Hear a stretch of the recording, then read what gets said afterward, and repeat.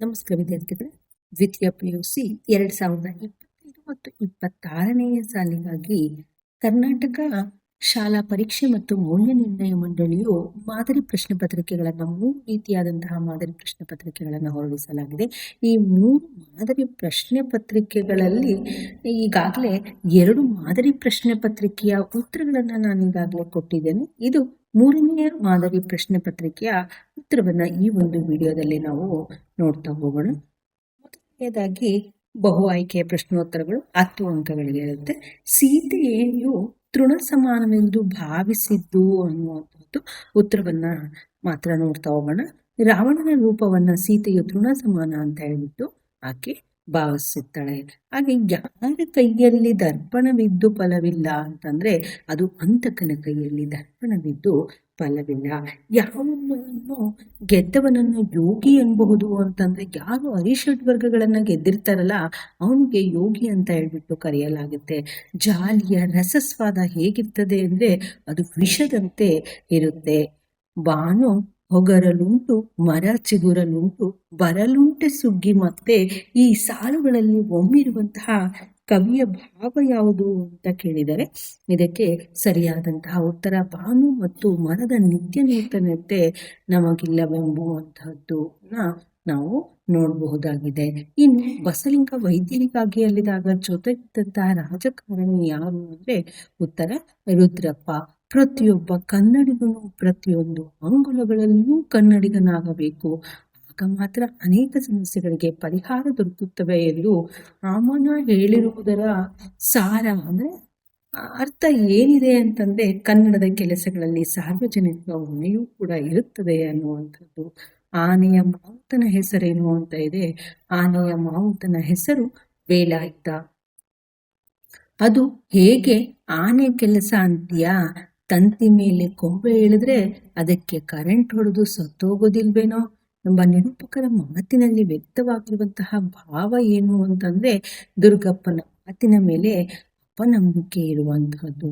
ಇನ್ನು ಟೆಲಿಫೋನ್ ಸಿಬ್ಬಂದಿ ಮುಷ್ಕರ ಹೂಡಿದ್ದು ಇವರ ವಿರುದ್ಧ. ಯಾರ ವಿರುದ್ಧ ಅವರು ಮುಷ್ಕರವನ್ನ ಹೂಡ್ತಾರೆ ಟೆಲಿಫೋನ್ ಸಿಬ್ಬಂದಿಯವರು ಅಂದ್ರೆ ಲೋಕೋಪಯೋಗಿ ಇಲಾಖೆಯ ವಿರುದ್ಧ ಅವರು ಮುಷ್ಕರವನ್ನ ಹೂಡಿರ್ತಾರೆ. ಮುಂದಿನದು ಬಿಟ್ಟ ಸ್ಥಳಗಳಿಗೆ ಆವರಣದಲ್ಲಿ ಕೊಟ್ಟಿರುವ ಉತ್ತರಗಳಲ್ಲಿ ಸರಿಯಾದದನ್ನ ಆರಿಸಿ ಬರೆಯಿರಿ ಅಂತ ಇದೆ. ಅದೃಷ್ಟದ ಪ್ರಶ್ನೆ ಬಂದಾಗ ಲೇಖಕ್ಕೆ ನೆನಪಾಗುವಂತಹದ್ದು ಯಾರು ಅಂದ್ರೆ ಅದು ಪ್ಲೇವಿಯಾ. ದಣಿಗಳ ಮನೆಯ ಪಕ್ಕದಲ್ಲಿ ಹರಿಯುತ್ತಿದ್ದಂತಹ ಹೊಳೆ ಯಾವುದು ಅಂದ್ರೆ ಅದು ಶಾಂಭವಿ ಹೊಳೆ. ಪ್ರಶ್ನೆ ಕೇಳುವುದು ವಿಜ್ಞಾನದ ಅಡಿಪಾಯವೆಂದು ಕಲಾಂ ಅವರ ಅಭಿಪ್ರಾಯವಾಗಿತ್ತು. ಕನ್ನಡವು ಕಸ್ತೂರಿಯಲ್ಲವೇ ಅಂತ ಹೇಳ್ದಂತಹವರು ಯಾರು ಅಂದ್ರೆ ಅದು ಮನೋರಮೆ. ಡ್ಯಾಶ್ ಎಂಬುದು ಹಳ್ಳಿಯ ಚಹಾ ಹೋಟೆಲಿನ ಹೆಸರಾಗಿತ್ತು ಅಂದ್ರೆ ಅದು ಚಂದ್ರಭವನ. ಇನ್ನು ಹೊಂದಿಸಿ ಬರೆಯಿರಿ ಅಂತ ಇದೆ. ಇದನ್ನ ನೋಡ್ತಾ ಹೋಗೋಣ. ಸೋಮೇಶ್ವರ ಶತಕ ಅನ್ನುವಂತಹದ್ದು ಪಗೆಯಂ ಬಾಲಕನಂಬರೆ ಅನ್ನುವಂತಹದ್ದು ಪದ್ಯದ ಒಂದು ಆಕರ ಗ್ರಂಥವಾಗಿದೆ. ಇನ್ನು ಜಾಲಿಯ ಮರದಂತೆ ಅನ್ನುವಂತಹದ್ದು ಅದು ಒಂದು ಕೀರ್ತನೆ. ವ್ಯಕ್ತಿಪರ ಕವನಗಳು ಅನ್ನುವಂಥದ್ದು KS ನಿಸಾರ್ ಅಹಮದ್ ರವರ ಒಂದು ಆಕಾರ ಕೃತಿ. ಇನ್ನು ಹತ್ತಿ ಚಿತ್ತ ಮತ್ತು ಅನ್ನುವಂತಹದ್ದು T ಯಲ್ಲಪ್ಪ ಅವರು ರಚಿಸಿರುವಂತಹದ್ದು. ಇನ್ನು ಸುಕನ್ಯಾ ಮಾರುತಿಯವರದು ನಾನೆಂಬ ಸಮಗ್ರ ಕಾವ್ಯ ಅನ್ನುವಂಥದ್ದು ಅವರ ಆಕರ ಒಂದು ಕೃತಿ. ಮುಂದಿನ ಒಂದು ಮೇಲನ್ನು ನೋಡ್ತಾ ಹೋಗೋಣ. ಆ ವಿಭಾಗಕ್ಕೆ ಸಂಬಂಧಿಸಿರುವಂಥದ್ದು. ಯಾವುದಾದರೂ 3 ಪ್ರಶ್ನೆಗಳಿಗೆ 2 ವಾಕ್ಯಗಳಲ್ಲಿ ಉತ್ತರಿಸಿ ಅಂತ ಇದೆ. ಇದು ಪದ್ಯಗಳಿಗೆ ಸಂಬಂಧಿಸಿರುವಂತಹದ್ದು. 17ನೆಯ ಪ್ರಶ್ನೆ ಸೀತೆಯ ತಲ್ಲಣಕ್ಕೆ ಕಾರಣವೇನು ಅಂತ ಇದೆ. ಸೀತೆ ತನ್ನತ್ತ ಬರುತ್ತಿರುವಂತಹ ರಾವಣನನ್ನ ಕಂಡು ರಾಮಲಕ್ಷ್ಮಣರಿಗೆ ಸಂಬಂಧಿಸಿದಂತೆ ಇನ್ನೇನು ಕೆಟ್ಟ ವಾರ್ತೆಯನ್ನ ಕೇಳಬೇಕಾಗಿದೆಯೋ ಅಂತ ಹೇಳ್ಬಿಟ್ಟು ಆಕೆ ತಲ್ಲಣ ಓಡ್ತಾಳೆ. ರಾಜ ಮತ್ತು ಮಂತ್ರಿಗಳಿಗೆ ಯಾವ ಅರ್ಹತೆಗಳಿರಬೇಕು ಅಂತ ಕವಿ ಹೇಳ್ತಾರೆ ಅಂದ್ರೆ ರಾಜ ಕೋಪ ಮತ್ತು ಪಾಪಗಳನ್ನು ತೊರೆದು ಪ್ರೀತಿಯಿಂದ ಪ್ರಜೆಗಳ ಯೋಗಕ್ಷೇಮವನ್ನ ನೋಡಿಕೊಳ್ಳಬಲ್ಲವನು ರಾಜನಾಗಲು ಅರ್ಹನಾಗಿ ಇರ್ತಾನೆ. ಮಂತ್ರಿಯಾದಂತಹವನು ಸಮಯಕ್ಕೆ ತಕ್ಕ ಚತುರೋಪಾಯಗಳನ್ನ ಅಂದ್ರೆ ಚಮತ್ಕಾರಗಳನ್ನ ಬಲ್ಲವಂತವನು ಮಂತ್ರಿಯಾಗಲು ಅರ್ಹ ಅಂತ ಹೇಳ್ಬಿಟ್ಟು ಕವಿ ಹೇಳ್ತಾರೆ. ಕವಿ ಬೇಂದ್ರೆಯವರು ಹೇಳಿರುವಂತೆ ಮುಪ್ಪು ಮತ್ತು ಹರೆಯದ ನಡುವಿನ ವ್ಯತ್ಯಾಸ ಅಂದ್ರೆ ಕವಿಯ ಪ್ರಕಾರ ಯೌವನವು ಜೀವನದ ಬೆಳಗು ಜಾವ. ಯೌವನದ ಕಾಲದಲ್ಲಿ ನಿರಂತರವಾಗಿ ಕಾರ್ಯಶೀಲರಾಗಿ ಜೀವನವನ್ನ ಸಾರ್ಥಕಗೊಳಿಸಿಕೊಳ್ಬೇಕು. ಯೌವನವು ಮನುಷ್ಯನ ಆಯಸ್ಸಿನ ಸುಗ್ಗಿಯ ಹೌದು, ಮುಪ್ಪು ಜೀವನದ ಸಂಧ್ಯಾಕಾಲ ಮತ್ತು ಚಿಂತೆಗಳಿಂದ ಆವರಿಸಿರುತ್ತದೆ ಅಂತ ಹೇಳ್ಬಿಟ್ಟು ಕವಿ ಮುಪ್ಪು ಮತ್ತು ಹರೆಯದ ವ್ಯತ್ಯಾಸವನ್ನ ಹೇಳ್ತಾರೆ. ಇನ್ನು ಶಿಲುಬೆಗೇರಿದವರ ಗುಣಗಳು ಯಾವ ವೇಷವನ್ನ ತಾಳಿವೆ ಅನ್ನುವಂಥದ್ದು, ಶಿಲುಬೆಗೇರಿಸಿದವರ ಗುಣಗಳು ಇಂದಿಗೂ ವೇಷ ಮರೆಸಿಕೊಂಡಿವೆ.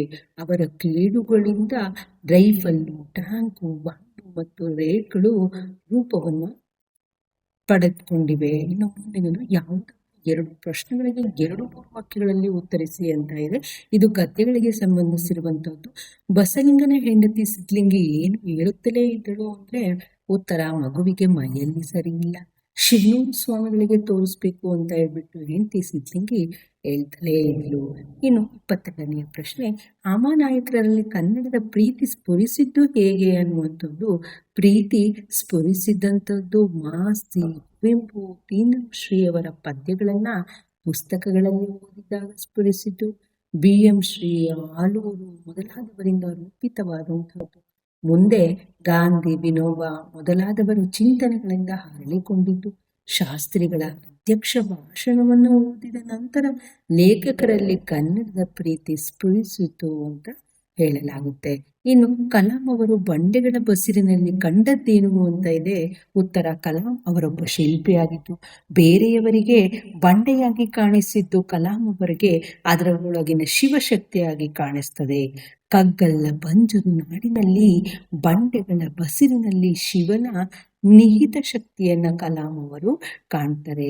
ಇನ್ನು ರೋಗಿಗಳ ಹಾಗೂ ಪಥ್ಯ ಮಾಡುವವರ ಜಿದ್ದು ಎಂತಹದ್ದು ಅನ್ನುವಂಥದ್ದು. ಹಳ್ಳಿ ಚಹಾ ಪಳಾರದ ಅಂಗಡಿಯಲ್ಲಿ ಅನೇಕರು ಆಜೀವ ಸದಸ್ಯರಾಗ್ತಾರೆ.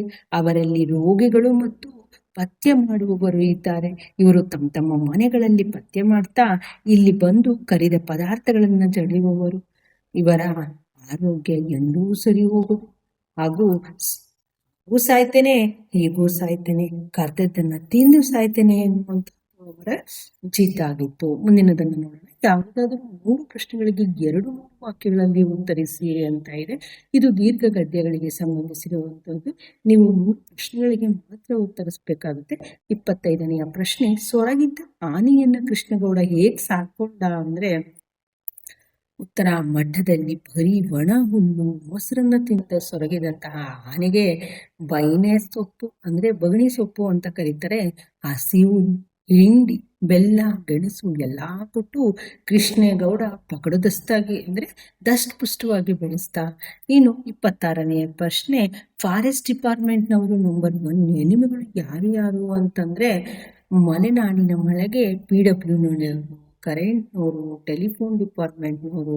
ಈ 3 ಡಿಪಾರ್ಟ್ಮೆಂಟ್ನವರು ಫಾರೆಸ್ಟ್ ಡಿಪಾರ್ಟ್ಮೆಂಟ್ನವರ ನಂಬರ್ 1 ಎನಿಮಿಗಳಾಗ್ಬಿಟ್ಟಿದ್ರು. ನಾಯಿ ಕಚ್ಚಿದ್ದೆಲ್ಲಿ ಅಂತ ಜಬ್ಬಾರ್ ಇರಿಸು ಮುರುಸಿನಿಂದ ಏನು ಹೇಳಿದ ಅಂತಂದ್ರೆ, ಪುಟ್ಟಯ್ಯ ನಾಯಿ ಕಚ್ಚಿದ್ದೆಲ್ಲಿ ಅಂತ ಪುಟ್ಟಯ್ಯನವರು ಕೇಳಿದಾಗ ಜಬ್ಬಾರ್ ಇರಿಸು ಮುರುಸಿನಿಂದ ಹೋಗ್ಲಿ ತೋರಿಸೋ ಹಂಗಿಲ್ಲ ನನ್ಗಂದು ಹೇಳಿದಾಗ, ಜಬ್ಬಾರ್ ಬಿಡಿ ಅದು ಬೀದಿಲಿ ಅಂತ ಜಾಗದಲ್ಲಿ ಕಟ್ಟಿದೆ, ಪ್ಯಾಂಟ್ ಬಿಚ್ಚಬೇಕಾಗುತ್ತೆ ಅಂತ ಹೇಳ್ಬಿಟ್ಟು ತಗ್ಗಿದ ದನಿಯಲ್ಲಿ ಹೇಳ್ತಾನೆ.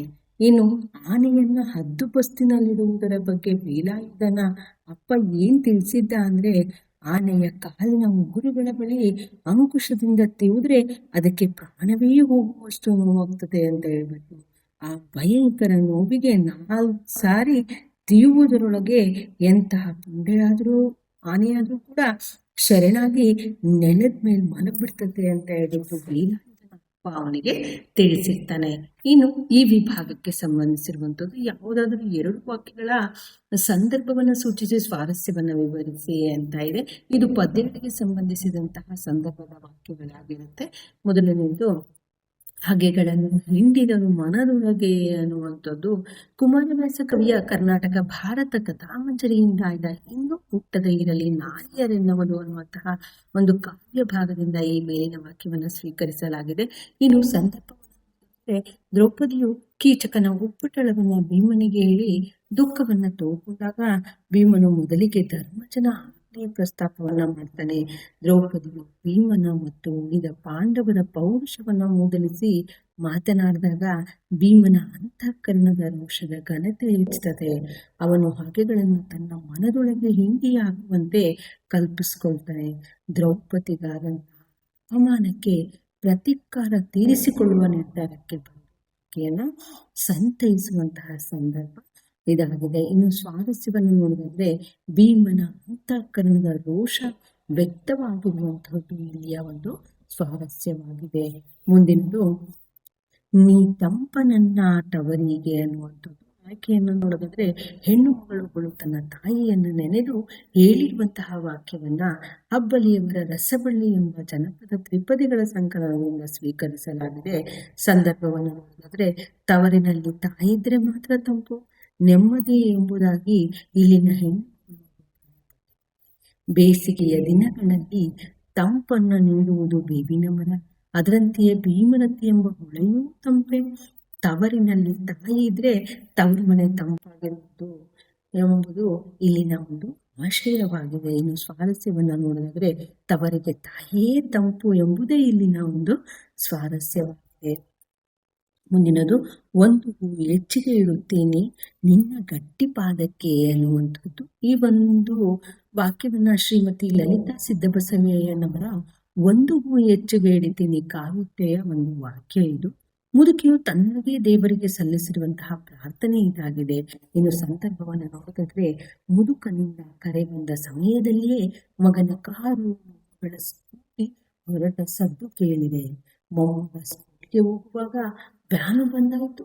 ಇನ್ನಿರುವ ಅಡ್ಡಿ ಅಂತಂದ್ರೆ ಸೊಸೆ ಅವಳಿಗೂ ಹೊರಗಡೆಯ ಕೆಲಸ ಸಮ್ಮಿಳಿಸಿದರೆ ತಾನು ಮುದುಕನೊಂದಿಗೆ ಸ್ವಲ್ಪ ಹೊತ್ತು ನಿರಾಳವಾಗಿ ಮಾತನಾಡ್ಕೊಳ್ಬಹುದು. ಇದಕ್ಕೆ ಅವಕಾಶ ಮಾಡಿಕೊಟ್ರೆ ತನ್ನ ಮನೆಯ ದೇವರಾದಂತಹ ಗುಡ್ಡೆ ಮಲ್ಲಪ್ಪನಿಗೆ ಒಂದು ಹೂ ಹೆಚ್ಚಿಗೆ ಇಡುವುದಾಗಿ ಮುದುಕಿಯು ಸಲ್ಲಿಸುವಂತಹ ಪ್ರಾರ್ಥನೆ ಇದಾಗಿದೆ. ಇನ್ನು ಸ್ವಾರಸ್ಯವನ್ನು ನೋಡಿದ್ರೆ ಗಂಡನೊಂದಿಗೆ ಮಾತನಾಡುವುದಕ್ಕಾಗಿ ತನ್ನ ಮನೆ ದೇವರನ್ನ ಬೇಡಿಕೊಳ್ಳುವಂತಹದ್ದು ಇಲ್ಲಿಯ ಒಂದು ಸ್ವಾರಸ್ಯವಾಗಿದೆ. ಮುಂದಿನದು ಯಾವುದಾದರೂ ಒಂದು ವಾಕ್ಯದ ಸಂದರ್ಭವನ್ನ ಸೂಚಿಸಿ ಸ್ವಾರಸ್ಯವನ್ನು ಬರೆಯಿರಿ ಅಂತ ಇದೆ. ಇದು ಗದ್ಯಗಳಿಗೆ ಸಂಬಂಧಿಸಿರುವಂತಹ ಕೇವಲ ಒಂದಕ್ಕೆ ಮಾತ್ರ ಉತ್ತರಿಸಬೇಕಾಗತ್ತೆ. ನೀರು ಬಿದ್ದರೆ ಕಣ್ಣು ಅಪಾಯ ಇದೆ ಅನ್ನುವಂಥದ್ದು. ಆಯ್ಕೆಯನ್ನು ನೋಡೋದಾದ್ರೆ ಕನ್ನಡ ನವ್ಯ ಸಾಹಿತ್ಯದ ಪ್ರಮುಖ ಲೇಖಕರೊಬ್ಬರಾದಂತಹ ಪಿ ಲಂಕೇಶ್ ರವರ ಮುಟ್ಟಿಸಿಕೊಂಡ ಎಂಬ ಕಥೆಯಿಂದ ಈ ಒಂದು ಮೇಲಿನ ವಾಕ್ಯವನ್ನು ಆರಿಸಲಾಗಿದೆ. ಸಂದರ್ಭವನ್ನು ನೋಡಿದ್ರೆ ಅನುಭವಿ ವೈದ್ಯರಾದಂತಹ ತಿಮ್ಮಪ್ಪ ಬಸಲಿಂಗನ ಎಡಗಣ್ಣಿನ ಆಪರೇಷನ್ ಮುಗಿಸಿದ್ರು. ಅವನ ಕೈಯಲ್ಲಿ ಹಿಡಿದುಕೊಂಡು ನೋಡು, ಇದು ಸೂಕ್ಷ್ಮವಾದಂತಹ ಶಸ್ತ್ರಚಿಕಿತ್ಸೆ. ನೀನು 2 ವಾರ ತಲೆಗೆ ನೀರು ಸೋಂಕಿಸಬಾರ್ದು. ನೀರು ಬಿದ್ರೆ ಕಣ್ಣು ಇದೆ, ಇದನ್ನು ಸರಿಯಾಗಿ ನೆನಪಿಟ್ಟುಕೋ ಅಂತ ಬಿಟ್ಟು ಹೇಳಿದ್ರು. ಇನ್ನು ಸ್ವಾರಸ್ಯವನ್ನ ನೋಡೋದಾದ್ರೆ ಬಸಲಿಂಗನಿಗೆ ಡಾಕ್ಟರ್ ತಿಮ್ಮಪ್ಪ ನೀಡಿದಂತಹ ತಿಳುವಳಿಕೆ ಮತ್ತು ಎಚ್ಚರಿಕೆ ಇದಾಗಿದೆ. ಅದೃಷ್ಟವನ್ನ ಅವಲಂಬಿಸಿ ಬದುಕಲು ಸಾಧ್ಯವೇ ಅನ್ನುವಂಥದ್ದು ಶ್ರೀಮತಿ ನೇಮಿಚಂದ್ರ ಅವರು ರಚಿಸಿರುವಂತಹ ಆಯ್ಕೆ ಇದೆ ನಮ್ಮ ಕೈಯಲ್ಲಿ ಎಂಬ ಲೇಖನದ ಆರಂಭದಲ್ಲಿಯೇ ಈ ಮೇಲಿನ ವಾಕ್ಯವನ್ನು ಗಮನಿಸಬಹುದು. ಈ ಮಾತನ್ನು ಲೇಖಕಿಯವರು ಹೇಳ್ತಾರೆ. ಸಂದರ್ಭವನ್ನು ನೋಡಿದ್ರೆ ಲೇಖಕಿಗೆ ಯಾರಾದ್ರೂ ಮಾತಿನ ಮಧ್ಯೆ ಏನ್ ಮಾಡಕ್ಕಾಗುತ್ತೆ, ಎಲ್ಲಾ ಹಣೆ ಬರ ಆಗೋದು ಹಾಗೆ ಆಗುತ್ತೆ ಅಂತ ಹೇಳ್ಬಿಟ್ಟು ಯಾರಾದರೂ ರೇಗ್ತಾ ಇದ್ರೆ ಅವರ ಪ್ರಕಾರ ನಾವು ಕೆಲವೊಮ್ಮೆ ಆಗುವುದನ್ನು ತಡೆಯಲಾಗದಿರಬಹುದು, ಆದರೆ ತಡೆಯುವ ಪ್ರಯತ್ನವನ್ನಾದರೂ ಮಾಡಬಹುದಲ್ಲವೇ ಎಂದು ಪ್ರಶ್ನಿಸಿಕೊಳ್ತಾರೆ. ಲೇಖಕಿಯ ಖಚಿತ ಅಭಿಪ್ರಾಯದಂತೆ ಅದೃಷ್ಟವನ್ನು ಅವಲಂಬಿಸಿ ಬದುಕಲಾಗದು, ಮನುಷ್ಯ ಪ್ರಯತ್ನ ಅತಿ ಮುಖ್ಯ ಎಂಬುದನ್ನು ಲೇಖಕಿಯು ಖಚಿತವಾದಂತಹ ಒಂದು ಅಭಿಪ್ರಾಯ ಆಗುವಂತಹದ್ದು. ಇನ್ನು ಸ್ವಾರಸ್ಯವನ್ನು ನೋಡಿದ್ರೆ ಅದೃಷ್ಟವನ್ನೇ ನಂಬಿ ಕೈ ಕಟ್ಟಿ ಕೂರುವುದಕ್ಕಿಂತ ಮನುಷ್ಯ ಪ್ರಯತ್ನ ಅತಿ ಮುಖ್ಯ ಎಂಬುವಂಥದ್ದು ಈ ಮೇಲಿನಂತೆ ಪ್ರಶ್ನಿಸುವ ಮೂಲಕ ಲೇಖಕಿ ಸೂಚಿಸ್ತಾರೆ. ಮುಂದಿನದು ನೀರಿಳಿಯದ ಗಂಟಲು ಕಡುಬಂ ತುರುಕಿದಂತಾಯ್ತು ಅನ್ನುವಂಥದ್ದು. ಈ ಒಂದು ವಾಕ್ಯದ ಒಂದು ಆಯ್ಕೆಯನ್ನು ನೋಡಿದ್ರೆ ಮುದ್ದಣ್ಣನವರು ರಚಿಸಿರುವಂತಹ ಶ್ರೀರಾಮಾಶ್ವಮೇಧಂ ಸಂಗ್ರಹದಿಂದ ಆಯ್ದ ತಿರುಳುಗನ್ನಡದ ಬೆಳ್ಳುಡಿ ಎಂಬ ಗದ್ಯ ಭಾಗದಲ್ಲಿ ಮನೋರಮೆಯು ಮುದ್ದಣ್ಣನಿಗೆ ಹೇಳಿರುವಂತಹ ಮಾತು ಇದು. ಇನ್ನು ಸಂದರ್ಭವನ್ನು ನೋಡಿದ್ರೆ ಮುದ್ದಣ್ಣನು ಮನೋರಮೆಗೆ ಕತೆ ಹೇಳಲೆಂದು ಸ್ವಸ್ತಿ ಶ್ರೀಮತ್ಸು ರಾ ಸುರೇಂದ್ರ ನರೇಂದ್ರ ಮುನೀಂದ್ರ ಫಣೀಂದ್ರ ಮಣಿಮುಕುಟ ಘಟಿತ ಅಂತ ಹೇಳ್ಬಿಟ್ಟು ಕ್ಲಿಷ್ಟವಾದಂತಹ ಭಾಷೆಯನ್ನು ಪ್ರಯೋಗಿಸಿದಾಗ ಅದನ್ನ ತಡೆದು ಮನೋರಮೆಯು ಈ ಮೇಲಿನಂತೆ ಹೇಳ್ತಾಳೆ. ನಿನ್ನ ಕ್ಲಿಷ್ಟವಾದ ಭಾಷೆ ನನಗೆ ಅರ್ಥವಾಗ್ತಿಲ್ಲ. ನೀರೇ ಇಳಿಯದ ಗಂಟಲಲ್ಲಿ ಕಡುಬನ್ನು ತುರುಕಿದರೆ ಇಳಿಯುವುದೇ ಆಗಿದೆ ಅಂತಂದು ನಿನ್ನ ಕ್ಲಿಷ್ಟವಾದ ಭಾಷೆ ಅಂತ ಹೇಳ್ಬಿಟ್ಟು ಬುದ್ಧನಿಗೆ ಹೇಳಿ ಅವನನ್ನು ತಡೆಯುವಂತಹ ಸಂದರ್ಭ ಇದಾಗಿದೆ. ಇನ್ನು ಸ್ವಾರಸ್ಯವನ್ನ ನೋಡಿದ್ರೆ ಮನೋರಮೆ ಕತೆ ಹೇಳಲು ಕೇಳಿದಾಗ ಮುದ್ದಣ್ಣ ಸಂಸ್ಕೃತ ಭಾಷೆಯಲ್ಲಿ ಹೇಳಲು ಪ್ರಾರಂಭಿಸಿದಾಗ ಮನೋರಮೆ ನಿಲ್ಲಿಸುವ ಅರ್ಥವಾಗದ ಭಾಷೆಯಲ್ಲಿ ಹೇಳಿದರೆ ನೀರಿಲ್ಲದ ಗಂಟಲಲ್ಲಿ ಕಡುಬನ್ನು ತುಕ್ಕಿದಂತಾಗುತ್ತೆ ಅಂತ ಹೇಳುವಂತಹದ್ದು ಇಲ್ಲಿಯ ಒಂದು ಸ್ವಾರಸ್ಯ ಆಗಿದೆ. ಇನ್ನು ಮುಂದಿನ ಒಂದು ಇದನ್ನು ನೋಡಿದ್ರೆ ಇದು ಒಂದು ದೀರ್ಘ ಗದ್ಯಕ್ಕೆ ಸಂಬಂಧಿಸಿದಂತಹ ಸಂದರ್ಭದ ವಾಕ್ಯಗಳಾಗಿರುತ್ತೆ. ಎರಡನ್ನ ಕೊಟ್ಟಿದ್ದಾರೆ, ಯಾವುದಾದ್ರೂ ಒಂದಕ್ಕೆ ಉತ್ತರಿಸಬೇಕಾಗುತ್ತೆ. 35ನೇ ಪ್ರಶ್ನೆ, ವೆಪನ್ಸ್ ಆರ್ ವೆಪನ್ಗೆ ಮುಖ್ಯ ಅನ್ನುವಂಥದ್ದು. ಈ ಒಂದು ಪ್ರಸ್ತುತ ವಾಕ್ಯವನ್ನ ಕನ್ನಡದ ಅಗ್ರಮಾನ್ಯ ಗಣ್ಯ ಲೇಖಕ ಶ್ರೀಯುತ KP ಪೂರ್ಣಚಂದ್ರ ತೇಜಸ್ವಿಯವರ ಕಿರಗೂರಿನ ಗಯ್ಯಾಳಿಗಳು ಕಥಾ ಸಂಕಲನದ ಕೃಷ್ಣೇಗೌಡನ ಆನೆ ಎಂಬ ನಿರ್ಗತೆಯಿಂದ ಆಯ್ದುಕೊಳ್ಳಲಾಗಿದೆ. ಇನ್ನು ಸಂದರ್ಭವನ್ನು ನೋಡಿದ್ರೆ ದುರ್ಗಪ್ಪ ಮರ ಕಡಿದು ಲೈನ್ ಕ್ಲಿಯರ್ ಮಾಡ್ತಾ ಇದ್ದಾಗ ಫಾರೆಸ್ಟ್ ಇಲಾಖೆಯವರು ಕೊಡಲಿ ಕಿತ್ಕೊಂಡು ಹೋದ್ರು. ಕೊಡಲಿ ಲೇಖಕರು ಅದನ್ನು ಕೇಳೋಣ ನಾಗರಾಜನ ಆಫೀಸಿಗೆ ಹೋದ್ರೆ ಅಲ್ಲಿ ನಾಗರಾಜ ತನ್ನ ತುತ್ತೂರಿ ಊದಲು ಶುರು ಮಾಡ್ತಾನೆ. ಅದರಲ್ಲಿ ಯಾವುದೇ ಅಪರಾಧ ಮಾಡಿದ್ರು ಅದಕ್ಕೆ ಸಂಬಂಧಿಸಿದಂತ ಆಯುಧ ನನಗೆ ತುಂಬಾ ಮುಖ್ಯ. ನಾಳೆ ಕೋರ್ಟಿನಲ್ಲಿ ಅವನು ಯಾವುದರಿಂದ ಮರ ಕಡಿದು ಅಂತ ಕೇಳಿದಾಗ ನಾವು ವೆಪನ್ ಹಾಜರುಪಡಿಸ್ಬೇಕು ಅಂತ ಹೇಳ್ಬಿಟ್ಟು ಹೇಳ್ತಾರೆ. ಇನ್ನು ಸ್ವಾರಸ್ಯವನ್ನು ನೋಡೋದಾದ್ರೆ ಅಪರಾಧ ನಡೆದಾಗ ಅಪರಾಧಿ ನ್ಯಾಯ ಇತ್ಯಾದಿಗಳಿಗಿಂತ ಕ್ಷೇಮುಖಿ ಎಂಬ ವ್ಯಂಗ್ಯ ಈ ಮಾತಿನಿಂದ ತೋರ್ತದೆ. ಮುಂದಿನದು ಆನೆ ಬೇಲಿ ದಾಟಿ ಹೋದ ಸಾರ ಅನ್ನುವಂಥದ್ದು. ಈ ಮೇಲಿನ ವಾಕ್ಯವನ್ನ ಅಗ್ರಮಾನ್ಯ ಗಣ್ಯ ಲೇಖಕ ಶ್ರೀಯುತ KP ಪೂರ್ಣಚಂದ್ರ ತೇಜಸ್ವಿಯವರ ಕಿರುಗೂರಿನ ಗಯ್ಯಾಳಿಗಳು ಕಥಾ ಸಂಕಲನದ ಕೃಷ್ಣೇಗೌಡನ ಆನೆ ಎಂಬ ನಿರ್ಗತೆಯಿಂದ ಆಯ್ದುಕೊಳ್ಳಲಾಗಿದೆ. ಇನ್ನು ಸಂದರ್ಭವನ್ನು ನೋಡೋದಾದ್ರೆ ಆನೆಯನ್ನು ಶೂಟ್ ಮಾಡಬಹುದು ಅಂತ ಹೇಳ್ಬಿಟ್ಟು ರೇಂಜರ್ ನಾಗರಾಜನಿಗೆ ಪುರಸಭೆಯ ಮೀಟಿಂಗ್ ನಲ್ಲಿ ಹೇಳ್ತಾರೆ. ಆ ರಾತ್ರಿ ಕೃಷ್ಣೇಗೌಡ ತೋಟದ ಬೇಲಿ ಮೂಲೆಯಲ್ಲಿ ಬಿಳಿ ಮುರುಗದ ಮರದ ಕೆಳಗೆ ಒಳ್ಳೆಯ ಆಯಕಟ್ಟಿನ ಗುಂಡಿಯಲ್ಲಿ ನಾಗರಾಜ ಒಬ್ನೇ ಕೋವಿ ಹಿಡಿದುಕೊಳ್ತಿದ್ದ. ದಾರಿಯಲ್ಲಿ ಇದ್ದಕ್ಕಿದ್ದ ಹಾಗೆ ಸದ್ದಾಯ್ತು. ಬೆಚ್ಚಿ ಬಿದ್ದ ನಾಗರಾಜ ಕೋವಿ ಎತ್ತಿ ನೋಡ್ತಿದ್ದ. ಹಾಗೆ ನಸುನಗ್ದ ರಾಮಪ್ಪ ಕೋವಿ ಹಿಡಿದು ಓಡಿ ಬಂದವನೇ ಮೇಲಿನಂತೆ ಹೇಳ್ತಾನೆ. ಸ್ವಾರಸ್ಯ, ರಾಮಪ್ಪನಿರುವಂತಹ ಗಾಬರಿ ಇಲ್ಲಿ ವ್ಯಕ್ತವಾಗಿರುವಂತಹದ್ದನ್ನ ಕಾಣಬಹುದಾಗಿದೆ. ಇನ್ನು ಮುಂದಿನ ಒಂದು ಮೇನನ್ನು ನೋಡೋಣ. ಈ ವಿಭಾಗಕ್ಕೆ ಸಂಬಂಧಿಸಿರುವಂತಹದ್ದು ಇದು ಗದ್ಯಗಳಿಗೆ ಸಂಬಂಧಿಸಿದಂತಹ ಒಂದು 4 ಅಂಕದ ಪ್ರಶ್ನೆಗಳು. ಅಂದ್ರೆ 5 ವಾಕ್ಯಗಳಲ್ಲಿ ಉತ್ತರಿಸಬೇಕಾಗುತ್ತೆ. ಕೇವಲ 2ಕ್ಕೆ ಮಾತ್ರ ನೀವು ಉತ್ತರಿಸಬೇಕು. ರಾವಣನ ಮನ ಪರಿವರ್ತನೆಯ ಸಂದರ್ಭವನ್ನು ಕವಿ ಹೇಗೆ ಚಿತ್ರಿಸ್ತಾರೆ ಅಂತಂದ್ರೆ, ಉತ್ತರ ಬಹುರೂಪಿಣಿ ವಿದ್ಯೆಯನ್ನು ಒಲಿಸ್ಕೊಂಡ ರಾವಣ ಸೀತೆಯನ್ನ ಒಲಿಸ್ಕೊಳ್ಳಲು ಪ್ರಮದವನ್ನ ಬರ್ತಾನೆ. ರಾವಣನನ್ನು ನೋಡಿದಂತಹ ಸೀತೆಗೆ ಅವನ ರೂಪ ತೃಣ ಬಿಟ್ಟು ಅನಿಸ್ತದೆ. ರಾಮ ಲಕ್ಷ್ಮಣನ ಬಗ್ಗೆ ಏನು ಕೆಟ್ಟ ಸುದ್ದಿ ಕೇಳ್ಬೇಕಾಗ್ತದೋ ಅಂತ ಹೇಳ್ಬಿಟ್ಟು ಸೀತೆ ತಲ್ಲಣಗೊಳ್ತಾಳೆ. ಸೀತೆ ಸಮೀಪಕ್ಕೆ ಬಂದು ರಾವಣನು ನನಗೆ ಬಹುರೂಪಿಣಿ ವಿದ್ಯೆ ನನಗೆ ಸಿಕ್ಕಿದೆ, ನನಗೆ ಅಸಾಧ್ಯವಾದ ಪ್ರತಿಪಕ್ಷ ಇಲ್ಲ. ಹಾಗಾಗಿ ನೀನು ನಿನ್ನ ರಾಮನನ್ನ ಬಿಟ್ಟು ನನ್ನನ್ನು ಒಪ್ಕೊಂಡು ಸಾಮ್ರಾಜ್ಯ ಸುಖವನ್ನು ಅನುಭವಿಸು ಅಂತ ಹೇಳ್ಬಿಟ್ಟು ಹೇಳ್ತಾನೆ. ಇದರಿಂದ ಭಯಗ್ರಸ್ತಳಾದಂತಹ ಸೀತೆಯು ನನ್ನ ಮೇಲೆ ಕರುಣೆ ತೋರುವುದಾದರೆ ಯುದ್ಧದಲ್ಲಿ ರಾಮ ಲಕ್ಷ್ಮಣನ ಆಯಸ್ಸು ಮತ್ತು ಪ್ರಾಣ ಇರುವವರೆಗೂ ಅವರಿಗೆ ಹಾನಿ ಮಾಡಬೇಡ ಅಂತ ಹೇಳಿ ಮೂರ್ಛೆ ಬೀಳ್ತಾಳೆ. ಅವಳ ಅಸಹಾಯಕ ಸ್ಥಿತಿಯನ್ನು ಕಂಡು ಸೀತೆಯ ಬಗೆಗಿನ ವ್ಯಾಮೋಹ ಕರಗಿ ಅನುಕಂಪ ಮೂಡ್ತದೆ. ಹೀಗೆ ರಾವಣನ ಮನಸ್ಸು ಪರಿವರ್ತನೆಯನ್ನ ಹೊಂದು ಮುಂದಿನದು ದ್ರೌಪದಿ ಅವಮಾನಗಳ ಒಳಗಾದಂತಹ 3 ಪ್ರಸಂಗಗಳು ಯಾವುವು ವಿವರಿಸಿ ಅಂತ ಇದೆ.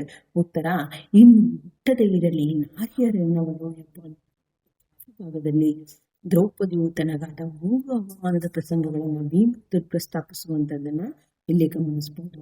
ಅವುಗಳಲ್ಲಿ ಮೊದಲನೆಯದು ಜೂಜಿನಲ್ಲಿ ಯುಧಿಷ್ಠಿರ ಸೋತಾಗ ಒತ್ತೆಯಾದಂತಹ ದ್ರೌಪದಿಯನ್ನ ದುರ್ಯೋಧನ ತುಂಬಿದ ಸಭೆಗೆ ಎಳೆತರಿಸಿ ದುಶ್ಯಾಸನದಿಂದ ವಸ್ತ್ರಾಪರಣವನ್ನ ಮಾಡಿಸಿರ್ತಾನೆ. ದುಶ್ಯಾಸನ ತಾಯಿ ಸಮಾನವಾದ ಅತ್ತಿಗೆಯಾದ ದ್ರೌಪದಿಯ ಮುಂದೆಲೆಯನ್ನ ಹಿಡಿದೆಳೆದು ತಂದು ಅವಮಾನಿಸಿರ್ತಾನೆ. ಎರಡನೆಯದು ವನವಾಸದ ಅವಧಿಯಲ್ಲಿ ದುಶ್ಯಲೆಯ ಗಂಡನಾದಂತಹ ಜಯದ್ರಥ ಅಥವಾ ಸೈಂಧವನು ದ್ರೌಪದಿಯನ್ನು ಅಪಹರಿಸಿಕೊಂಡು ಹೋಗಿ ಅವಮಾನಿಸಿರ್ತಾನೆ. ಮೂರನೆಯದು ಕೀಚಕನು ರಾಜಸಭೆಯಲ್ಲಿಯೇ ದ್ರೌಪದಿಯನ್ನು ಅವಳ ಗಂಡಂತಿರೆದುರೆ ಎಡಗಾಲಿನಿಂದ ಒದ್ದು ಬೀಳಿಸಿ ಅವನು ಅವಮಾನಿಸಿರ್ತಾನೆ. ಈ ಮೂರು ದ್ರೌಪದಿಯ ಸಂಕಟ, ನೋವು, ದುಃಖಗಳಿಗೆ ಕಾರಣವಾಗಿದೆ. ಇನ್ನು ಮುಂದಿನದು 39ನೆಯ ಪ್ರಶ್ನೆ. ಮುಂಬೈ ಜಾತಕ ಕವಿತೆಯಲ್ಲಿ ತಂದೆ ತಾಯಿಗಳಿಗೆ ಗೋಚರಿಸುವಂತಹ ಬಗೆಯನ್ನು ವಿವರಿಸಿ ಅಂತ ಕೇಳಿದರೆ, ಮಹಾನಗರಗಳಲ್ಲಿನ ಮಕ್ಕಳ ಪಾಲಿಗೆ ತಾಯಿ ಅಂತಂದ್ರೆ ಸಾವಿರ ಗಾಲುಗಳು ದಿನವೂ ಬಿಡುವಿಲ್ಲದೆ ಉರುಳಿ ಹೊರಳುವ ರಸ್ತೆಗಳ ಅಂಚಿನಲ್ಲಿಯೇ ಕೈ ಹಿಡಿದು ಸಾವಧಾನವಾಗಿ ನಡೆಸುವಂತಹ ಇರುವ ಒಂದಿಂಚಿನ ಮನೆಯ ಕೋಣೆಯಲ್ಲೇ ಕುಳಿತು ಹೊರಲೋಕವನ್ನ ಪರಿಚಯಿಸಿ ಎಚ್ಚರಿಕೆಯನ್ನ ನೀಡುವಂತಹವು. ತಂದೆ ಅಂದ್ರೆ ಬೆಳಗಿನಿಂದ ಸಂಜೆಯವರೆಗೆ ಕಣ್ಮರೆಯಾಗಿ ತುತ್ತಿನ ಚೀಲ ತುಂಬಿಸುವಂತಹ, ದುಡಿದು ದಣಿಯುವ, ಒಮ್ಮೊಮ್ಮೆ ತುತ್ತಿನ ಚೀಲ ತುಂಬಿಸಲು ದುಡಿದು ದಣಿಯುವ, ಒಮ್ಮೊಮ್ಮೆ ರಜಾ ದಿನಗಳಲ್ಲಿ ಮಾತ್ರ ಕಣ್ಣಿಗೆ ಬೀಳುವ, ಕುಡಿದು ಕೆಮ್ಮುವಂತಹ ಪ್ರಾಣಿ ಅಂತ ಹೇಳ್ಬಿಟ್ಟು ಹೇಳ್ತಾರೆ. 48 ಕಠಿಣ ಮಾದರಿಯ ಪ್ರಶ್ನೆ ಆಗಿರುತ್ತೆ. ಪದ್ಯಗಳಿಗೆ ಸಂಬಂಧಿಸಿರುವಂತಹದ್ದು. ಒಂದು ಪದ್ಯವನ್ನು ಕೊಟ್ಟು ಪ್ರಶ್ನೆಗಳನ್ನ ಕೊಟ್ಟಿದ್ದಾರೆ. ಅದು ಪರುಷದ ಗೃಹದೊಳಗಿದ್ದು ತಿರುವನೇ ಮನೆ ಮನೆಯ ತೊರೆಯೊಳಗಿದ್ದವನು ತೃಷೆಯಾಗಲರಸುವನೇ ಕೆರೆಯುದಕವ ಮಂಗಳಲಿಂಗ ಅಂಗದ ಮೇಲೆ ಇದ್ದು ಅನ್ಯಲಿಂಗಗಳ ನೆನೆವನೇ ನಿಮ್ಮ ಭಕ್ತನು ಉರಿಲಿಂಗ ಪೆದ್ದಿ ಪ್ರಿಯ ವಿಶ್ವೇಶ್ವರ. ಅಂದ್ರೆ ಕೆರೆಯುದಕವನ್ನ ಅರಸದವರು ಯಾರು ಅಂತಂದ್ರೆ, ಯಾರು ತೊರೆಯೊಳಗೆ ಇರ್ತಾರೋ ಅವರು ಕೆರೆಯುದಕವನ್ನ ಅರಸುವುದಿಲ್ಲ. ಈ ವಚನದ ಕವಿ ಯಾರು ಅಂದ್ರೆ ಉರುಲಿಂಗ ಪೆದ್ದಿ. ಮಂಗಳಲಿಂಗದ ಮಹತ್ವವನ್ನ ಕವಿ ಹೇಗೆ ವಿವರಿಸ್ತಾರೆ ಅಂದ್ರೆ, ಮಂಗಳಲಿಂಗವು ಅತ್ಯಂತ ಮಹತ್ವಪೂರ್ಣವಾಗಿರುತ್ತದೆ. ಏಕೆಂದ್ರೆ ಮಂಗಳಲಿಂಗದ ಅಂಗಳದಲ್ಲಿಯೇ ಇಡೀ ಜಗತ್ತು ಅಡಗಿದೆ. ಆ ಮಂಗಳಲಿಂಗದಂಗಳವು ಪರುಷದ ಗೃಹದಂತೆ ಇಡೀ ಜಗತ್ತಿನ ಕೃಷಿಯನ್ನರಿಸುವ ತೊರೆಯಂತಿರುವವನು. ಆದ್ದರಿಂದಲೇ ಮಂಗಳಲಿಂಗ ಅಂಗಳವಿರಲು ಅನ್ಯ ಲಿಂಗಗಳನ್ನ ಭಕ್ತನು ನೆನೆವನೇ, ಅಂದ್ರೆ ಅಷ್ಟೊಂದು ಮಹತ್ವಪೂರ್ಣವಾಗಿರುತ್ತೆ ಅಂತ ಹೇಳ್ಬಿಟ್ಟು ಹೇಳ್ತಾರೆ. ಮುಂದಿನದು, ಯಾವುದಾದರೂ ಒಂದು ಪ್ರಶ್ನೆಗೆ 5-6 ವಾಕ್ಯಗಳಲ್ಲಿ ಉತ್ತರಿಸಿ ಅಂತ ಇದೆ. ಬ್ರಿಟಿಷರು ಬರುವ ಮೊದಲು ವಾಲ್ಪರೆ ಹೇಗಿತ್ತು ಅಂದ್ರೆ, ಬ್ರಿಟಿಷರು ಬರುವಂತಹ ಮೊದಲು ವಾಲ್ಪರೆ ದಟ್ಟ ಅರಣ್ಯ ಪ್ರದೇಶವಾಗಿತ್ತು. ಗಗನಚುಂಬಿ ಮರಗಳ ಮೇಲ್ಛಾವಣಿಯನ್ನ ಭೇದಿಸಿ ಭೂಸ್ಪರ್ಶ ಮಾಡಲು ಕಿರಣಗಳು ದಟ್ಟವಾದ ಕಾಡುಗಳು ಇದ್ದಾಗಿದ್ದು ಕಗ್ಗತ್ತಲ ಕಂಡ ಆಫ್ರಿಕಾವನ್ನ ನೆನಪಿಸುವಂತಿತ್ತು. ಸೋಲಾ ಕಾಡುಗಳು ಪರ್ವತ ಶ್ರೇಣಿಗಳ ನಡುವೆ ಅಕ್ಷಾಂಶ ಮತ್ತು ರೇಖಾಂಶ ಬರುವಂತೆ ಹರಿವ ಹಳ್ಳಕೊಳ್ಳಲು ಅಲ್ಲಲ್ಲಿ ಕಂಡು ಬರ್ತಾ ಇದ್ವು. ಇನ್ನು ಚಿನ್ನಮ್ಮ ಬೆಳ್ಳಿ ಲೋಟವನ್ನ ಮತ್ತೆ ಒಳಗೆ ಎಸೆಯಲು ಕಾರಣವೇನು ವಿಶ್ಲೇಷಿಸಿ ಅಂತ ಇದೆ. ಉತ್ತರ, ಲೋಟದ ಚಂದವನ್ನ ಚಿನ್ನಮ್ಮ ಮತ್ತೆ ಮತ್ತೆ ನೋಡ್ತಾ ಇದ್ದಂತೆ ಆಕೆಯ ಒಡಲಲ್ಲಿ ಅದೆಷ್ಟು ಭಾವನೆಗಳು ಗೆದ್ಕೆ ಹೊಡೆಯತೊಡಗಿತು. ತನ್ನ ಬೆವರಿನ ಬೆಲೆಯನ್ನ ಕಳೆದ ಕಳ್ಳತನದ ಕಿರೀಟವನ್ನ ತನ್ನ ಮುರುಕಲು ಗುಡಿಸಲು ಚಾವಣಿಗೆ ಜೋಡಿಸಿದ ಲೋಟ ಬೆಳ್ಳಿಯದಾದರೇನಂತೆ ಬುದ್ಧಿ ಮಣ್ಣಿಗಿಂತಲೂ ಮೂಸಿನ ಅಂತ ಹೇಳ್ಬಿಟ್ಟು ಆಕೆಗೆ ಅನ್ಸುತ್ತೆ.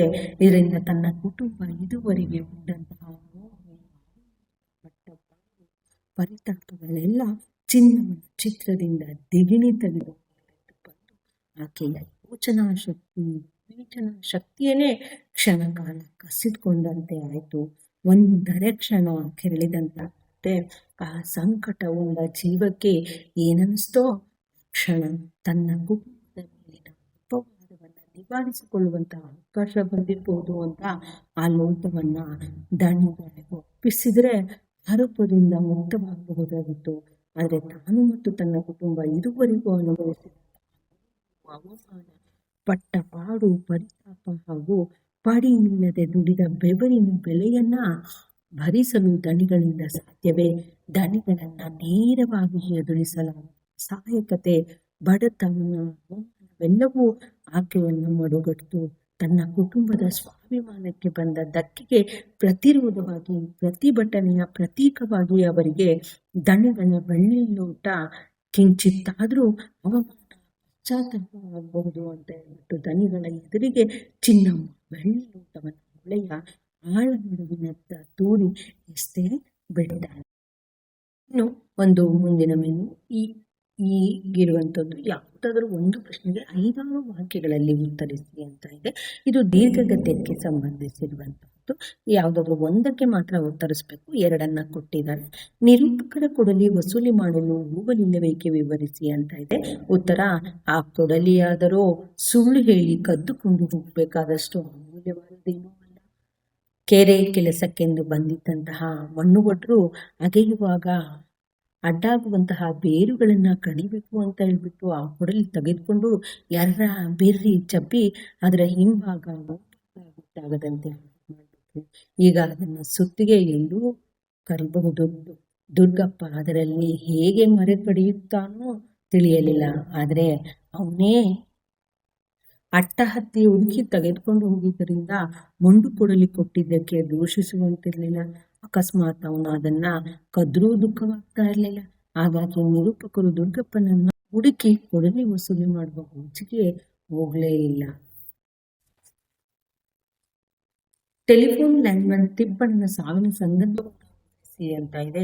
ಟೆಲಿಫೋನ್ ಲೈನ್ ತಿಪ್ಪಣ್ಣ ಬಳಿಗೆ ಎಕ್ಸ್ಚೇಂಜ್ ಬಳಿಗೆ ಬಂದಾಗ ನುಗ್ಗೇಹಳ್ಳಿ ಕಡೆಯ ಆಫ್ಲೈನ್ಗಳು ಡೆಡ್ ಆಗಿವೆ ಅಂತ ಹೇಳ್ಬಿಟ್ಟು ಮೇಂಟೆನೆನ್ಸ್ನವರು ಹೇಳಿ ಕಳಿಸ್ತಾರೆ. ಊರಿನಿಂದ ಸಾಕಷ್ಟು ದೂರದಲ್ಲಿದ್ದಂತಹ 17ನೆಯ ಕಂಬದ ಜಂಕ್ಷನ್ ಬಾಕ್ಸ್ ಪರಿಶೀಲನೆ ಮಾಡಿ ಯಾವ್ಯಾವ ಲೈನ್ ಡೆಡ್ ಆಗಿದೆ ತಿಳಿಯಲು ಅವನು ಕಂಬ ಹತ್ತತಾನೆ. 30-40 ತಂತಿಗಳ ತೊಡಕಿನೊಳಗೆ ಸುಳಿ ತಿಪ್ಪಣ್ಣ ಜಂಕ್ಷನ್ ಬಾಕ್ಸ್ ಬಿಚ್ಚಿ ಸ್ಕ್ರೂ ಡ್ರೈವರ್ನಲ್ಲಿ ಎಂಥದನ್ನ ಬಿಡ್ತಾ ಇರ್ಬೇಕಾದ್ರೆ ಇದ್ದಕ್ಕಿದ್ದಂತೆ ಆತ ಅಲ್ಲೇ ಸತ್ತು ಹೋದ. ಮುಂದಿನದು ವಿಭಾಗಕ್ಕೆ ಸಂಬಂಧಿಸಿರುವಂತಹದ್ದು ಭಾಷಾಭ್ಯಾಸ. ಕೆಳಗಿನ ಪ್ರಶ್ನೆಗಳಲ್ಲಿ ಯಾವುದಾದರೂ 4 ಸೂಚನೆಗನುಗುಣವಾಗಿ ಉತ್ತರಿಸಿ ಅಂತ ಇದೆ. ಕೆಳಗಿನ 2 ಪದಗಳಿಗೆ ನಾನಾರ್ಥವನ್ನ ಬರೆಯಿರಿ ಅಂತ ಕೇಳಿದರೆ. ನರ ಅಂದ್ರೆ ಮನುಷ್ಯ, ರಕ್ತನಾಳ. ಕಂಡ ಅಂದ್ರೆ ಪತಿ, ವೀರ. ಮುನಿ ಅಂದ್ರೆ ಋಷಿ, ಸಂತ ಅಥವಾ ಜ್ಞಾನಿ. ಇನ್ನು ಕೆಳಗಿನ 2 ಪದಗಳ ಗುಣವಾಚಕಗಳನ್ನ ಬರೆಯಿರಿ ಅಂತ ಇದೆ. ದುರ್ಜನರು ಅನ್ನುವಂತಹದ್ದರಲ್ಲಿ ದುರ್ ಅಂತಾನು ಬರಿಬಹುದು ಅಥವಾ ದುಷ್ಟ ಅಂತಾನು ಕೂಡ ಬಂದ್ರೆ ತಪ್ಪಾಗ್ಲಾರ್ದು. ಜನ ಎಂತ ದುಷ್ಟ ಜನರು ಅಥವಾ ದುರ್ ಅಂತಾನು ಕೂಡ ಬರಿಬಹುದು. ಆಡು ಹಕ್ಕಿ ಅನ್ನುವಂಥದ್ರಲ್ಲಿ ಹಕ್ಕಿ ಯಾವಂತದ್ದು ಆಡುವಂಥದ್ದು. ದೂರದೃಷ್ಟಿ, ದೃಷ್ಟಿ ಯಾವ ರೀತಿಯಾಗಿದೆ ಅದು ದೂರದ್ದು ಅಂತ. ಇನ್ನು ಕೆಳಗಿನ ಕ್ರಿಯಾಪದಗಳ ಕಾಲವನ್ನು ಗುರುತಿಸಿ ಬರೆಯಿರಿ ಅಂತ ಇದೆ. ನಲಿಯುತ್ತ ಅನ್ನುವಂಥದ್ದು ಭವಿಷ್ಯತ್ ಕಾಲ, ಮುಂದೆ ನಡಿಬೇಕು ಅಂತ ನಲಿತಾ ಇರ್ಬೇಕು ಅಂತ ಹೇಳ್ತಾರೆ. ಅದು ಭವಿಷ್ಯತ್, ಮುಂದೆ ನಡೆಯುವಂಥದ್ದು. ತಿಂದನು ಆಗ್ಲಿ, ತಿಂದಾಯ್ತು ಅಂದ್ರೆ ಅದು ಭೂತಕಾಲ. ಇನ್ನು ನೋಡಿದ್ಲು, ಈಗ ಕ್ರಿಯೆ ನಡೀತಾ ಇರುವಂತದ್ದು ವರ್ತಮಾನ ಕಾಲ. ಹೀಗೆ 48ನೇದು ಕೆಳಗಿನ 2 ಪದಗಳನ್ನು ಹೆಸರಿಸಿ ಅಂತ ಕೇಳಿದರೆ. ಮನೆಯಲ್ಲಿ, ಅಲ್ಲಿ ಅಂತ ಬಂದಿರುವುದರಿಂದ ಇದು ಸಪ್ತಮಿ ವಿಭಕ್ತಿ ಪ್ರತ್ಯಯ. ಇನ್ನು ಹರೆಯಕ್ಕೆ, ಹರೆಯಕ್ಕೆ ಅಕ್ಕೆ ಅಂತ ಇರುವುದರಿಂದ ಅದು ಚತುರ್ಥಿ ವಿಭಕ್ತಿ ಪ್ರತ್ಯಯ. ನಲ್ಗತೆಯಂ ಅಂದ್ರೆ ಇದು ದ್ವಿತೀಯ ವಿಭಕ್ತಿ ಪ್ರತ್ಯಯಕ್ಕೆ ಉದಾಹರಣೆ. 49ನೇ ಪ್ರಶ್ನೆ, ಕೆಳಗಿನ 2 ನುಡಿಗಟ್ಟುಗಳನ್ನು ನಿಮ್ಮ ಸ್ವಂತ ವಾಕ್ಯಗಳಲ್ಲಿ ಬಳಸಿ ಬರೆಯಿರಿ ಅಂತ ಇದೆ. ದಾರಿದೀಪ, ನಮಗೆ ಗುರು ಹಿರಿಯರು ದಾರಿದೀಪವಾಗಬೇಕು. ಕೈ ಕೊಡು, ಕಷ್ಟದಲ್ಲಿ ಸ್ನೇಹಿತರಿಗೆ ಕೈ ಕೊಡಬಹುದು. ರೈಲು ವಿದ್ಯಾರ್ಥಿಗಳು ಮನೆ ಕೆಲಸ ಮಾಡದೆ ರೈಲು ಬಿಡ್ತಾರೆ. ಇನ್ನು ಮುಂದಿನದು ಯಾವುದಾದ್ರೂ ಒಂದು ವಿಷಯವನ್ನು ಕುರಿತು ಪ್ರಬಂಧವನ್ನು ಬರೆಯಿರಿ ಅಂತ ಇದೆ. ಅರಣ್ಯ ಸಂರಕ್ಷಣೆಯಲ್ಲಿ ನಮ್ಮ ಪಾತ್ರ, ಅದನ್ನಾದ್ರೂ ಬರಿಬೇಕು. ಅಥವಾ ಕಸ ವಿಂಗಡಣೆ, ಅಥವಾ ಕಸ ವಿಂಗಡಣೆಯಲ್ಲಿ ನಾಗರಿಕರ ಹೊಣೆ ಏನು ಅನ್ನುವಂಥದ್ದನ್ನ ಕೊಟ್ಟು ಪ್ರಬಂಧವನ್ನು ಬರೀಬೇಕು. ಈ ಒಂದು ಪ್ರಬಂಧಗಳಿಗೆ ಸಂಬಂಧಿಸಿದಂತೆ ನಾನು ಹಿಂದಿನ ವಿಡಿಯೋಗಳಲ್ಲಿ ಪ್ರಬಂಧವನ್ನ ಕುರಿತಂತಹ ಒಂದು ಸಪ್ರೇಟ್ ಆಗಿರುವಂತಹ ವಿಡಿಯೋವನ್ನ ಮಾಡಿದ್ದೇನೆ. ಅದರ ಒಂದು ಲಿಂಕ್ ಅನ್ನು ಡಿಸ್ಕ್ರಿಪ್ಷನ್ ಅಲ್ಲಿ ಕೊಟ್ಟಿರ್ತೇನೆ. ಹಾಗೆ ಪತ್ರ ಲೇಖನದ್ದು ಕೂಡ ಅಷ್ಟೇ, ಅದು ಕೂಡ ಅಷ್ಟೇ. ವ್ಯವಹಾರಿಕ ಮತ್ತು ವೈಯಕ್ತಿಕ ಪತ್ರ ಲೇಖನಗಳು ಸಪ್ರೇಟ್ ಆಗಿದೆ. ಅವುಗಳನ್ನ ಪ್ಲೇ ಲಿಸ್ಟ್ ಅಲ್ಲಿ ಕನ್ನಡ ಪ್ಲೇ ಲಿಸ್ಟ್ ಅಲ್ಲಿ ಇರುವುದರಿಂದ ನೀವು ಅದರ ಒಂದು ಸದುಪಯೋಗವನ್ನು ಕೂಡ ಪಡಿಸ್ಕೋಬಹುದು. ಡಿಸ್ಕ್ರಿಪ್ಷನ್ ಅಲ್ಲಿ ಅದರ ಲಿಂಕ್ ಅನ್ನ ಕೊಟ್ಟಿರ್ತೇನೆ. ಇಲ್ಲಿ ನಿಮ್ಗೆ ಈಗಾಗಲೇ ಕೊಟ್ಬಿಟ್ಟಿದ್ದಾರೆ. 52ನೇ ಪ್ರಶ್ನೆಯಲ್ಲಿ ಹೆಸರನ್ನು ಕೊಟ್ಟಿರ್ತಾರೆ. ಹಾಗೆ ಹೆಸರು ಮತ್ತು ಶಾಲೆ ಕಾಲೇಜಿನ ಹೆಸರು ಎಲ್ಲವನ್ನ ಕೊಟ್ಟಿದ್ದಾರೆ. ನೀವು ಇವೆಲ್ಲ ಅಡ್ರೆಸ್ಗಳನ್ನು ಬರೆದು ಬಿಟ್ಟು ನೀವು ಪತ್ರವನ್ನ ಬರೀಬೇಕಾಗುತ್ತೆ. ಒಂದು ವೈಯಕ್ತಿಕ ಪತ್ರ, ಮತ್ತೊಂದು ವ್ಯವಹಾರಿಕ ಪತ್ರ ಆಗಿರುತ್ತೆ. ಇಷ್ಟು ನಿಮ್ಮ ಮಾದರಿ ಪ್ರಶ್ನೆ ಪತ್ರಿಕೆ ಸಂಪೂರ್ಣ ಉತ್ತರ ಆಗುತ್ತೆ. ವಿದ್ಯಾರ್ಥಿಗಳೇ, ಈ ನೀವು ಮಾದರಿ ಪ್ರಶ್ನೆ ಪತ್ರಿಕೆಗಳನ್ನ ಸರಿಯಾಗಿ ಅಭ್ಯಾಸ ಮಾಡಿದ್ರೆ ಪ್ರತಿ ವರ್ಷ ನಿಮಗೆ ಮಾದರಿ ಪ್ರಶ್ನೆ ಪತ್ರಿಕೆಗಳು 3ನೇ ಕೊಡ್ತಾ ಇದ್ವು. ಆದ್ರೆ ನೀಲಿ ನಕ್ಷೆಯನ್ನು ಸಪ್ರೇಟ್ ಆಗಿ ಕೊಡ್ತಾ ಇದ್ವು. ಆದ್ರೆ ಆದರೆ ಈ ಸಲ ಆಗಿಲ್ಲ. ಒಂದೇ ನೀಲಿ ನಕ್ಷೆಯನ್ನು ಕೊಟ್ಬಿಟ್ಟು 3 ರೀತಿಯ ಮಾದರಿ ಪ್ರಶ್ನೆ ಪತ್ರಿಕೆಯನ್ನು ಕೊಟ್ಟಿದ್ದಾರೆ. ಹೀಗಾಗಿ ನೀವು 3 ಮಾದರಿ ಪ್ರಶ್ನೆ ಪತ್ರಿಕೆಗಳ ಸರಿಯಾಗಿ ಅಭ್ಯಾಸವನ್ನ ಮಾಡಿ ಹೆಚ್ಚಿನ ಅಂಕಗಳನ್ನು ಗಳಿಸ್ತೀರಾ ಅಂತ ಹೇಳ್ಬಿಟ್ಟು ನಾನು ಭಾವಿಸ್ತೇನೆ. ಧನ್ಯವಾದಗಳು.